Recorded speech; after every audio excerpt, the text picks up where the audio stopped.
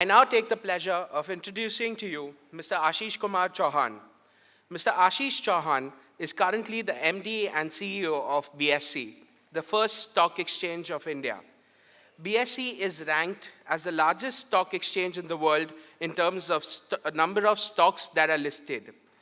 Mr. Chauhan has been a Distinguished Alumnus Award for 2014 by his alma mater, the Indian Institute of Technology of Bombay. In 2014, he's received the Best CEO in the Financial Markets in the Asia Pacific by an Asian banker. He was also ranked amongst the top 50 Chief Information Officer by several magazines and institutions between 2005 and 2009, including CIO Magazine US. Mr. Chauhan is best known as the father of the modern financial derivatives in India. He was a part of a team of 5 people selected from IDBI to set up the National Stock Exchange. At NSE, he set up the first commercial satellite network, initial technology platform, Nifty Index, NSE certification in financial market, the NCFM, listing, derivative markets, etc. At BSE, he has been responsible to bring the fastest trading system in India with 200 microseconds response time. He's also considered as an expert in financial market policies, microstructure, information technology, organized retail, telecommunications, cricket, and Indian social issues. He's worked as a CEO of a cricket team in its favorite years, Mumbai Indians, in addition to his role as a president and the CIO of Reliance Group. He and his writings have been quoted in various magazines, newspaper, and other medias worldwide. Welcoming here, Mr. Ashishkumar Chauhan.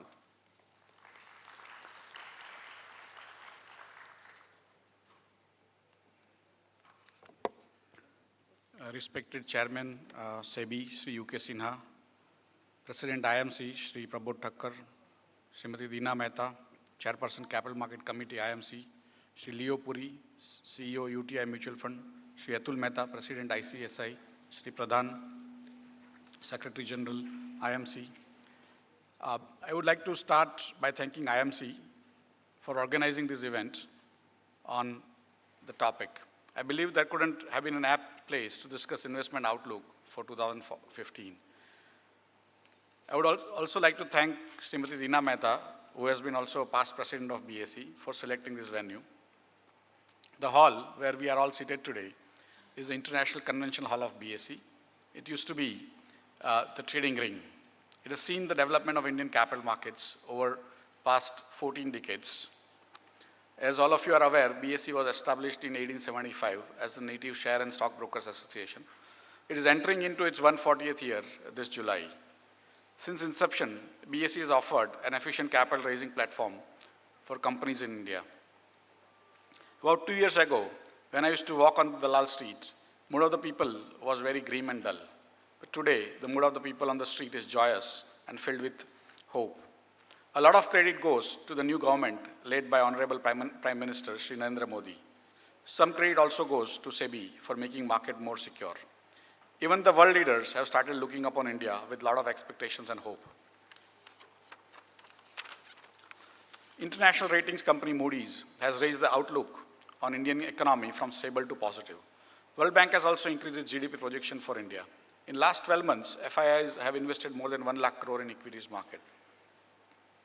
Fiscal deficit is well within the target range. Inflation has come down to the comfort level of Reserve Bank of India. Many other parameters on economic front are looking much better.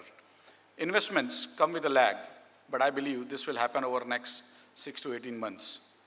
In this context, one has to ask, what is the role of a stock exchange? Is it a place for trading or is it more than that? For me, stock exchanges have to support the society in which it works. And India needs to create 15 million new jobs every year for next 20 years. India needs to create 300 million new jobs over next 20 years. For that, India will require to invest at least $1.5 to $2 trillion in just infrastructure over next 7-8 years. Can the stock exchanges help India raise $150 billion a year of capital, either by way of equities or debt or hybrid.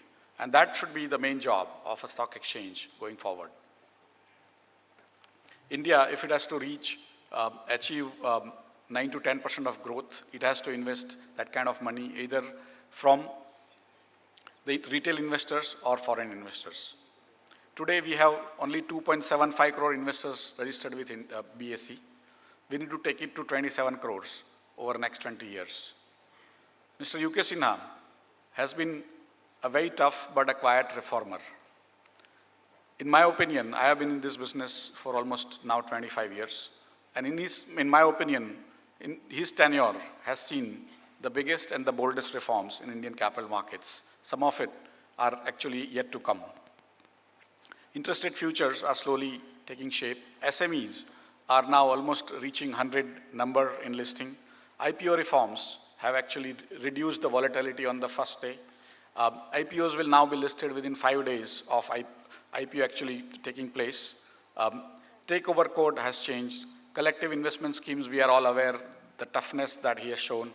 The Stock Exchange and Clearing Corporation guidelines has actually changed the way stock exchange and clearing corporations work. In fact, there are many, many more reforms that he has done quietly, and they have been very, very effective in making India one of the safest markets for investors for future. For me, 92-93 was a period of reforms. After Arshad Mehta scam, we realized that we need to reform.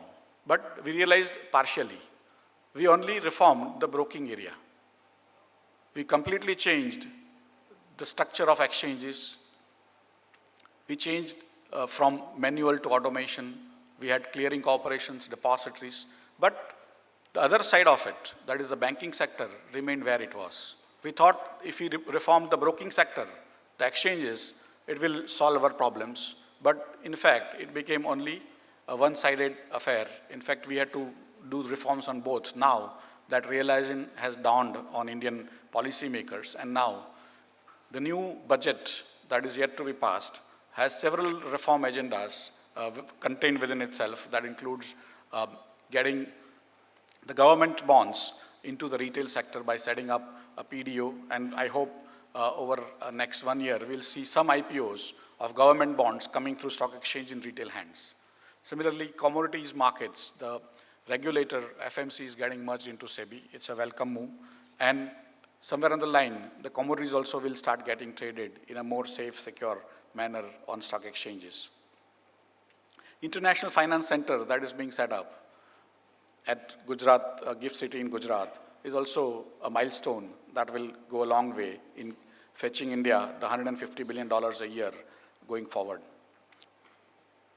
BSE is the world's largest exchange in terms of number of listed companies at 5651.